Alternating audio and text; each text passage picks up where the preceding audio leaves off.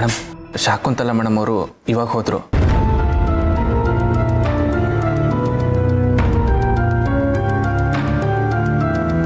ಅದಕ್ಕೆ ಅಮ್ಮ ಇವಾಗ ತಾನೇ ತಿಂಡಿ ತಿನ್ನೋದಕ್ಕೆ ಹೋದ್ರು. ಅತ್ತೆ ಕುತ್ಕೊಳ್ಳಿ, ನಾನೇ ಬಡಿಸ್ಬಿಡ್ತೀನಿ.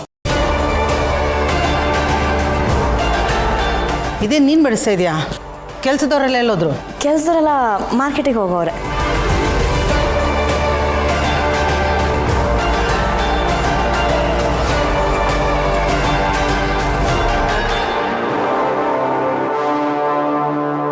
ಅತ್ತೆ ಕೇಸರಿ ಬಾತು ಸ್ವಲ್ಪ.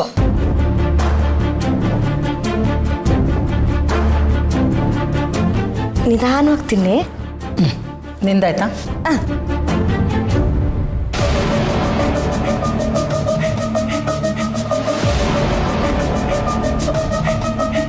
ಏನಪ್ಪ ಸಜ್ಜನ? ಓ ಸೃಜನ, ಮನೆ ಕಡೆ ಹೋಗೋ ಯೋಚನೆ ಇಲ್ಲ?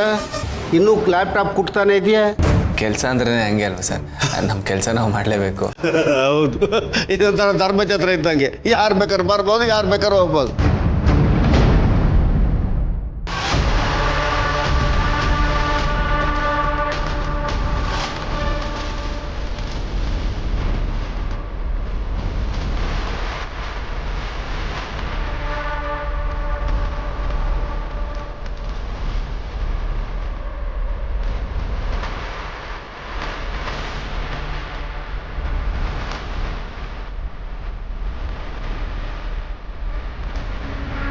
ಅತ್ತೆ ಏನಾರ ಬೇಕಿತ್ತು ಅಂದರೆ ಕೇಳಿ ಹಾಕ್ಸ್ಕೊಳ್ಳಿ. ಕುತ್ಕೊಳ್ಳಿ ಮಾವ. ಏನು ಸಿಸ್ಟರ್, ನಿನ್ನ ಕಿರಿ ಸೊಸೆ ಭಾಳ ಪ್ರೀತಿಯಿಂದ ಬಡಿಸ್ತಿದ್ದಾಳೆ. ಕೆಲಸದವರು ಮಾರ್ಕೆಟ್ಗೆ ಹೋಗಿದ್ದಾರಂತೆ. ನಿಮಗೂ ಬಡಿಸ್ಬಿಡ್ಲಾ?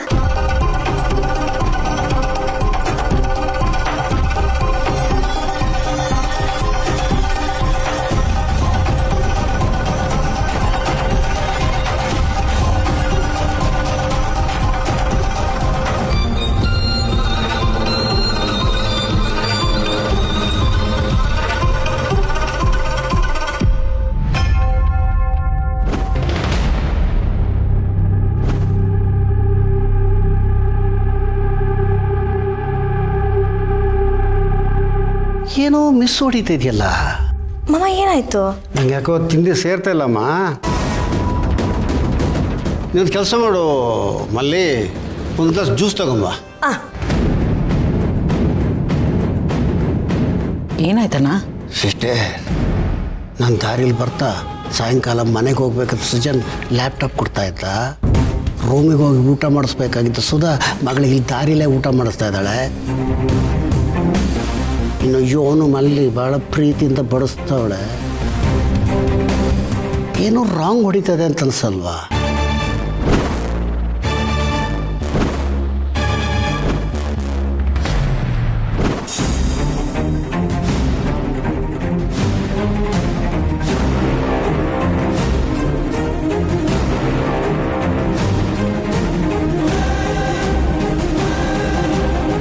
ಅತ್ತೆ ಏನಾಯ್ತು? ತಿಂಡಿ ಸಾಕು. ಇಲ್ಲ, ನಾನು ಜ್ಯೂಸ್ ಕುಡ್ದಿದ್ದೀನಮ್ಮ. ಬೇಡ, ಯಾಕೋ ಸೇರ್ತಾ ಇಲ್ಲ. ಅಕ್ಕರೆ ಅತ್ತೆ ಬರ್ತವ್ರೆ.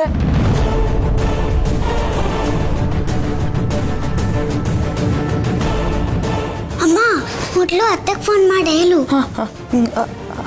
ಅದಕ್ಕೆ ಅವ್ರ ರೂಮ್ ಕಡೆ ಬರ್ತಿದ್ದಾರೆ, ಇಬ್ರು ಬರ್ತಿದ್ದಾರೆ. ಹಲೋ ಮೇಡಮ್, ಅವ್ರ ರೂಮ್ ಕಡೆನೇ ಬರ್ತಿದ್ದಾರೆ. ಬೇಗ ಅಲ್ಲಿಂದ ಎಸ್ಕೇಪ್ ಆಗಿ.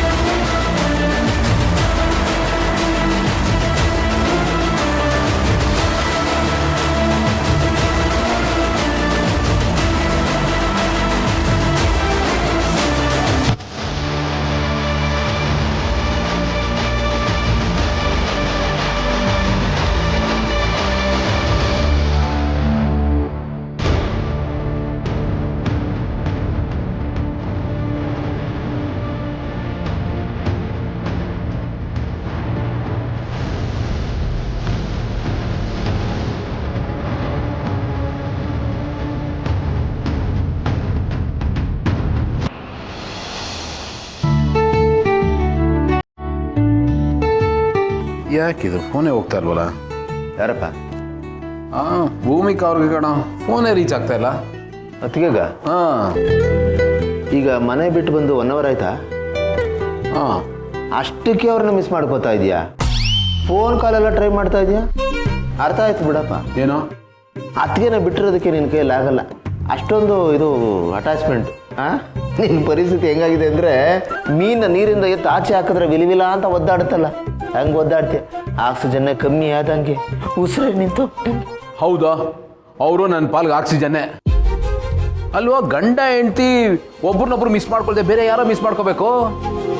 ಲೈಫ್ ಲಾಂಗ್ ಜೊತೆಗಿರ್ತೀವಿ ಅಂತ ನಾವು ಕಮಿಟ್ ಮಾಡ್ಕೊಂಡಿರ್ತೀವಿ ತಾನೆ. ಇಷ್ಟು ಅನ್ಯೋನ್ಯತೆ ಇಲ್ಲ ಅಂದಮೇಲೆ ಎಲ್ಲ ಕಾಟಾಚಾರಕ್ಕಿದ್ದಂಗೆ ಆಗ್ಬಿಡುತ್ತೆ ಕಣೋ. ಅದ್ರ ಬದಲು ಮದುವೆ ಆಗದಿರೋದೇ ಬೆಸ್ಟಪ್ಪ. ಕರೆಕ್ಟಾಗಿ ಹೇಳಿದೆ ಗೆಳೆಯ. ಆ್ಯಕ್ಚುಲಿ ಐಡಿಯಲಿ ಎಲ್ಲರೂ ನಿಮ್ಮ ಥರನೇ ಇರಬೇಕು. ಆದರೆ ಗಂಡ ಹೆಂಡ್ತಿರ ಆ ಥರ ಇಲ್ಲ ಕಣೋ. ಪ್ರೀತಿ ಒಂದನ್ನು ಬಿಟ್ಟು ಬೇರೆ ಎಲ್ಲ ಮೈ ಮೇಲೆ ಎಳ್ಕೊಂಡಿರ್ತಾರೆ. ತಂಟೆ, ತಕರಾರು, ತಲೆ ಬಿಸಿ, ಜಗಳ, ಕದನ ಬರೀ ಇವೆ. ಅವ್ರ ಸಂಸಾರ ಚಿಂದಿ ಚಿತ್ರಾನ್ನ ಆಗ್ಬಿಟ್ಟಿರುತ್ತೆ.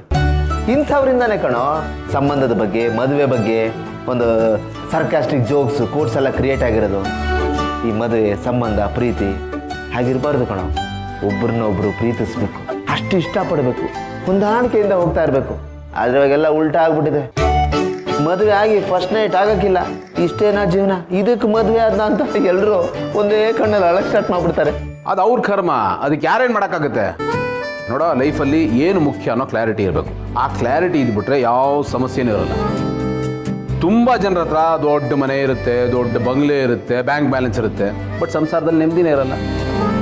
ಸಂಸಾರದಲ್ಲಿ ನೆಮ್ಮದಿ ಇರಬೇಕು. ಅದಿಲ್ಲ ಅಂದರೆ ಎಲ್ಲ ಇದ್ದು ವೇಸ್ಟ್ ಕಣೋ, ಯಾವುದಕ್ಕೂ ಅರ್ಥ ಇರಲ್ಲ. ಕರೆಕ್ಟ್ ಗೆಳೆಯ, ನಿಜವಾದ ಖುಷಿ, ಸಂತೋಷ ಇರೋದು ಈ ಸಂಸಾರದಲ್ಲಿ. ಅದಕ್ಕೆ ನೀನು ಅತ್ತಿಗೆ ಇಬ್ಬರು ಎಲ್ರಿಗೂ ರೋಲ್ ಮಾಡಲು. ಕೆಲವ್ರಿಗೆ ಅನ್ಸ್ಬೋದು, ಏನಪ್ಪ ಇಷ್ಟೊಂದು ಲವ್ ಮಾಡ್ತಾರೆ, ಸೀಮೆಗಿಲ್ದಿರೋ ಗಂಡ ಹೆಂಡ್ತಿರು ಇಷ್ಟೊಂದು ಲವ್ ಮಾಡ್ತಾರ ಅಂತ. ಬಟ್ ಅದು ಅವ್ರ ಮಿಸ್ಟೇಕು. ಅವ್ರ ಹಾರ್ಟು ಅಷ್ಟೊಂದು ಕರಪ್ಟ್ ಆಗಿಬಿಟ್ಟಿರುತ್ತೆ. ನೋಡ, ಒಬ್ಬರನ್ನ ಪ್ರೀತಿಸೋದು, ಖುಷಿ ಪಡಿಸೋದು, ಸೆಲೆಬ್ರೇಟ್ ಮಾಡೋದು ಎಲ್ಲ ನಮ್ಮ ಕೈಲೇ ಇರುತ್ತೆ. ಆದರೆ ಆ ಗುಣ ನಾವು ಅಳವಡಿಸ್ಕೊಂಡ್ರಲ್ಲ ಅಷ್ಟೇನೆ. ಆದರೆ ಈಗ ಆ ಥರ ಅಲ್ಲ ಕಣೋ, ಎಲ್ಲರ ಹಾರ್ಟು ಮರುಭೂಮಿ ಆಗೋಗಿದೆ. ಆದರೆ ನೀನು ಅತ್ತಿಗೆ ಆ ಥರ ಅಲ್ಲ. ನಿಮ್ಮ ಹಾರ್ಟಲ್ಲಿ ಸದಾ ಕಾಲ ಮಳೆ ಹುಯ್ತಾನೇ ಇರುತ್ತೆ, ಹಚ್ಚ ಹಸಿರಾಗಿರುತ್ತೆ, ವೆಸ್ಟರ್ನ್ ಘಾಟ್ ಥರ ಸೂಪರ್ ಆಗಿರುತ್ತೆ ಕಣ. ಖುಷಿಯಾಗಿರಲಿ. ಅದೇನದು ವೆಸ್ಟರ್ನ್ ಘಾಟ್ ಕಂಪ್ಯಾರಿಸನು? ಏನೋ ಬೈಕ್ ಬಂದ ತಕ್ಷಣ ಹೇಳ್ಬಿಡ್ತೀಯಲ್ಲ? ಇದು ಒಳ್ಳೆ ಕಥೆ ಆಯ್ತಲ್ಲ. ಏನು ಹೇಳಿದ್ರು ತಪ್ಪ ಅಲ್ಲ ಕಣ. ವೆಸ್ಟರ್ನ್ ಘಾಟ್ ಥರ ತುಂಬ ಥಿಕ್ಕಾಗಿರುತ್ತೆ ಅಂತ ಕಂಪೇರ್ ಮಾಡಿದ್ನಪ್ಪ, ಅದು ತಪ್ಪೇನಾ? ಹಿಂದಿನ ಜನ್ಮದಲ್ಲಿ ನೀನೇನಾದರೂ ಪಂಚರ್ ಅಂಗಡಿ ಓನರ್ ಆಗಿದ್ಯೇನೋ? ಯಾಕೆ? ಚೆನ್ನಾಗಿ ತೇಪೆ ಆಗ್ತೀಯ. ಗೆಳೆಯ, ನೀನೇನಾದರೂ ಹೋದ ಜನ್ಮದಲ್ಲಿ ಪಾರವಾಳ ಆಗಿದ್ದ? ಯಾಕೆ? ಚೆನ್ನಾಗಿ ಮೆಸೇಜ್ ಪಾಸ್ ಮಾಡ್ತೀಯ? ಏನೋ ಹೇಳಿ ಸರಿ ಮಾಡ್ಬಿಡ್ತೀಯಲ್ಲ. ಬಾ ಕಾಯ್ತಿದ್ದಾರ ಬಾ.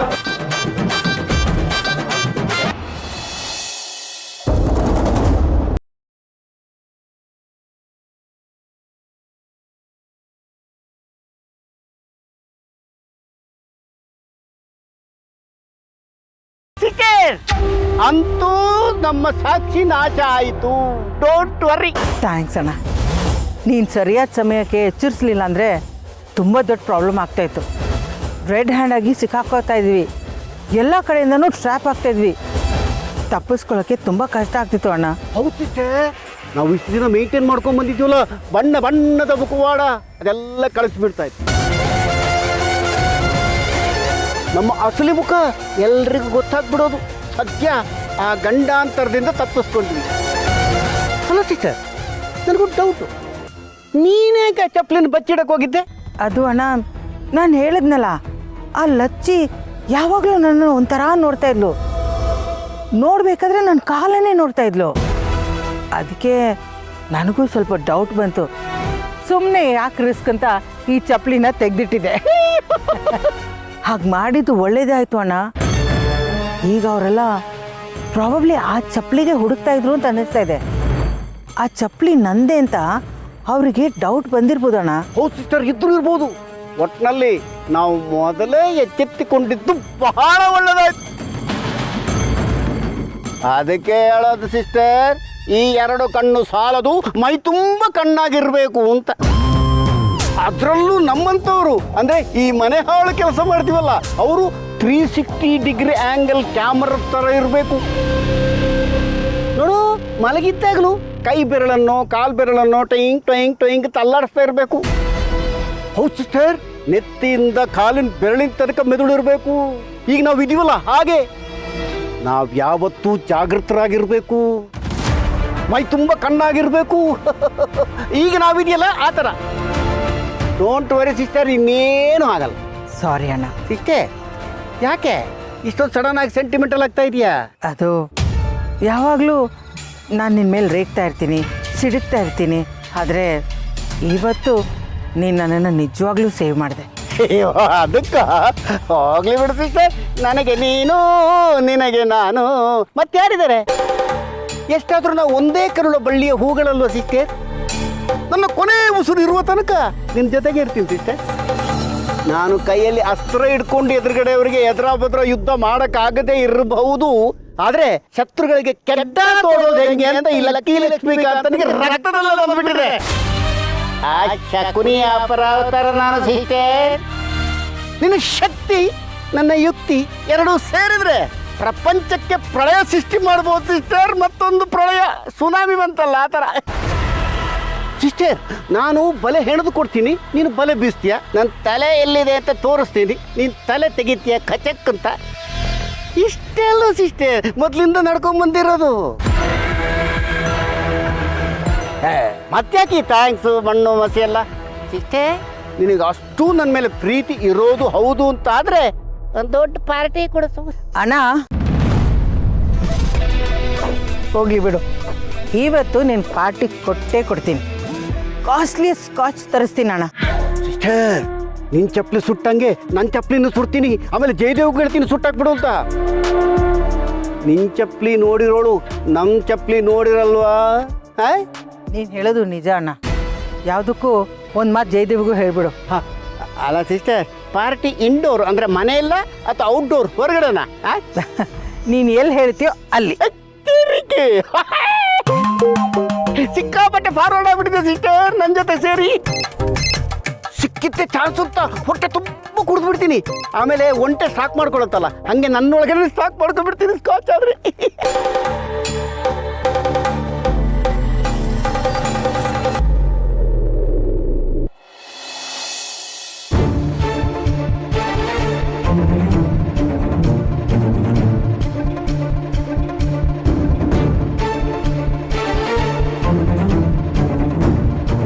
ಸುಧಾ, ಅದ್ಗೆ ಅವರು ಬೀಗ ಹಾಕೊಂಡು ಹೋಗ್ಬಿಟ್ಟಿದ್ದಾರೆ ಅನ್ಸುತ್ತೆ. ಅಯ್ಯ, ಟೆನ್ಷನ್ ಆಗಿ ತಗೊಳ್ತೀರಾ? ಒಂದು ರೂಮಿಗೆ 2-3 ಕೀ ಇರುತ್ತಲ್ಲ, ಹೋಗಿ ತಗೊಂಬರ್ತೀನಿ. ಬೇಗ, ಸ್ವಲ್ಪ ಬೇಗ ತಗೊಂಬನ್ನಿ.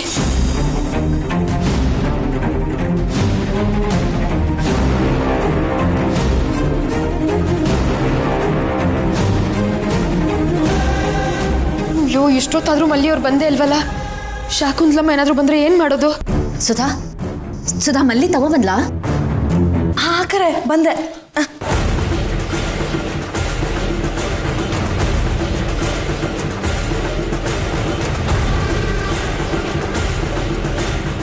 ಅತ್ತೇನಾದ್ರು ಬಂದ್ಬಿಡ್ತಾರಂತ ಅವ್ರು ನೋಡ್ಕೊಂಡ್ಬರ್ತೀನಿ. ಏನಾಗ್ತಿದೆ? ಯಾವ ಕೀ ಸಿಕ್ತಿಲ್ವಾ?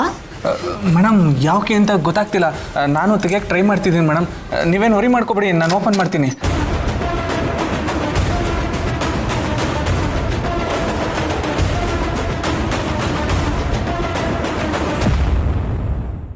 ಸರಿ, ಬೇಗ ಟ್ರೈ ಮಾಡಿ.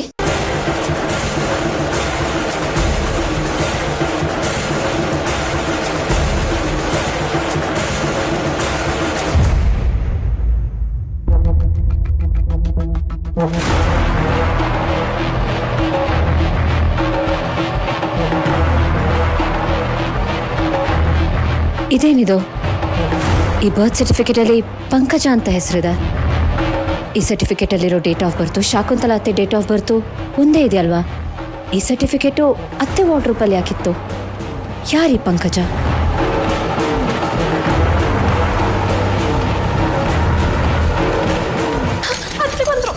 ಹೌದಾ?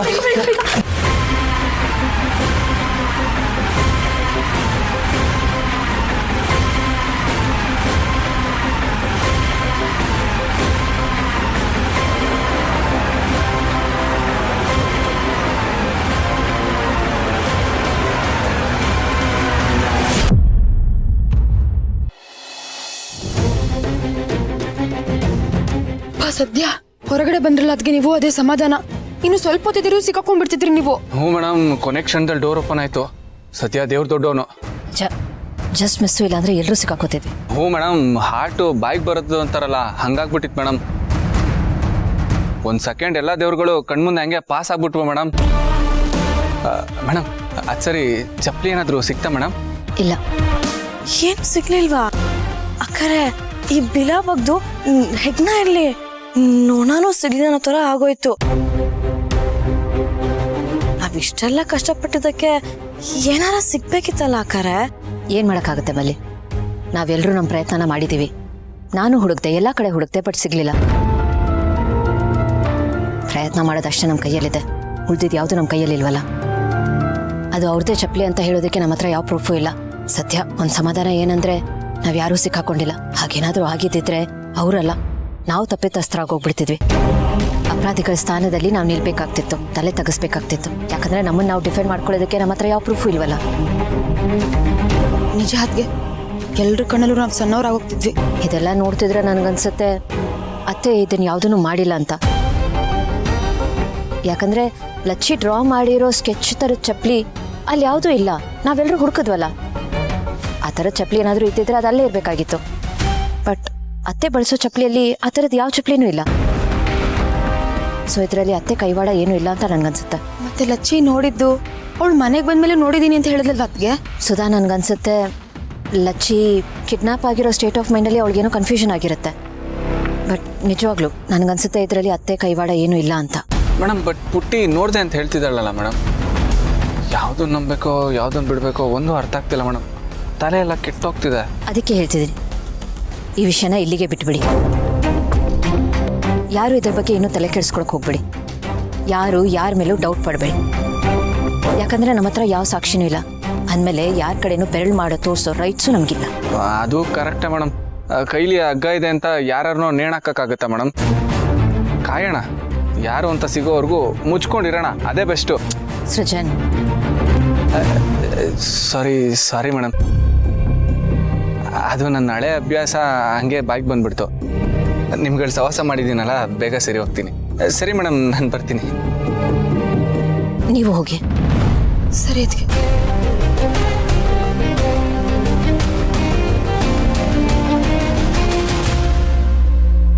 ಈ ಬರ್ತ್ ಸರ್ಟಿಫಿಕೇಟಲ್ಲಿರೋ ಪಂಕಜ ಯಾರು ತಿಳ್ಕೋಬೇಕು.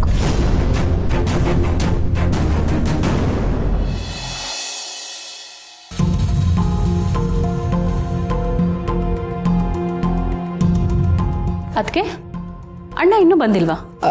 ಇಲ್ಲ, ಅವನಿಗೋಸ್ಕರನೇ ವೆಯ್ಟ್ ಮಾಡ್ತಾ ಇದ್ದೀನಿ. ಇನ್ನೇನು ಬಂದ್ಬಿಡ್ತಾನೆ. ನೀವಿಬ್ರು ಹೋಗಿ ಮಲ್ಕೊಳ್ಳಿ. ಮಹಿ, ಎಷ್ಟು ಒಳ್ಳೆ ಹೆಂಡತಿ ಆಗ್ಬಿಟ್ಟಿದ್ಯಾ ನೀನು. I mean, just unbelievable. I mean, it's so surprising. Apeksha ನೋಡಿ, ಸುಮ್ಮನೆ ಹಾಗೆ ಹೇಳಿದೆ ಅಷ್ಟೇ. You carry on. ಅಲ್ಲ ಅದಕ್ಕೆ, ಟೈಮ್ 10:15 ಆಗೋಯ್ತು, ಅಣ್ಣ ಇನ್ನೂ ಬಂದಿಲ್ಲ. ಏನ್ ಮಾಡ್ತಿರ್ತಾನವನು? ನಮ್ ಗೌತಮ್ ಭಾವನೆ 6 ಗಂಟೆಗೆಲ್ಲ ಮನೆಗೆ ಬಂದ್ಬಿಡ್ತಾರೆ, ಹೆಚ್ಚಂದ್ರೆ 8 ಗಂಟೆ. ಅಂಥದ್ರಲ್ಲಿ ಇವ್ನು ಇನ್ನೂ ಮನೆಗೆ ಬಂದಿಲ್ಲ. ಅವ್ನು ಯಾವಾಗಲೂ ಇಷ್ಟು ಲೇಟಾಗಿ ಬರಲ್ಲ ಅಪ್ಪಿ.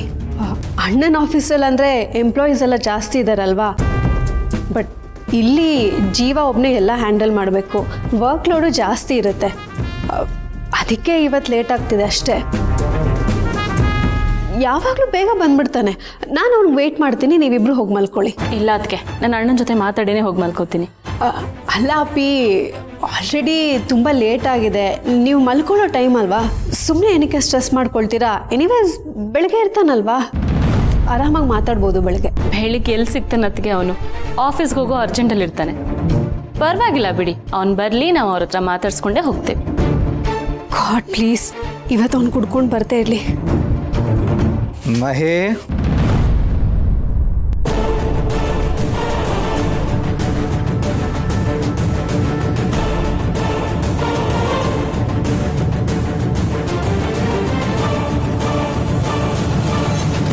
ಬಿಡು.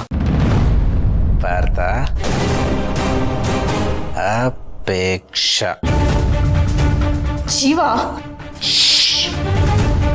ಇದು ನನ್ನ ಮನೆ, ನಾನು ಯಾವಾಗ ಬರಬೇಕು ಯಾವಾಗ ಹೋಗಬೇಕು ಏನು ಮಾಡಬೇಕು ಏನು ಮಾಡಬಾರ್ದು ಅಂತ ನಾನು ಡಿಸೈಡ್ ಮಾಡ್ತೀನಿ. ನಾನು ಮಾತ್ರ ಮಾಡ್ತೀನಿ.